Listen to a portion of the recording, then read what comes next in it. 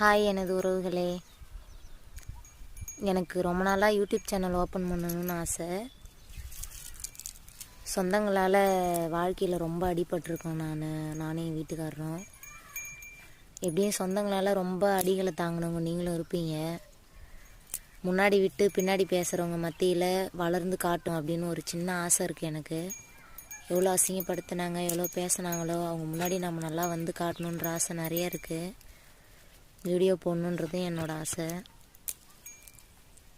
எனக்கு நல்ல சொந்தங்கள் அவங்க மட்டும்தானா? அவங்க இல்லைன்னா நீங்களாம் வரமாட்டீங்களா? எனக்காக நீங்கள் இருப்பீங்கன்னு நான் நம்புகிறேன். நம்ம வீடியோவை ஃபாலோ பண்ணுங்கள், சப்ஸ்கிரைப் பண்ணுங்கள்.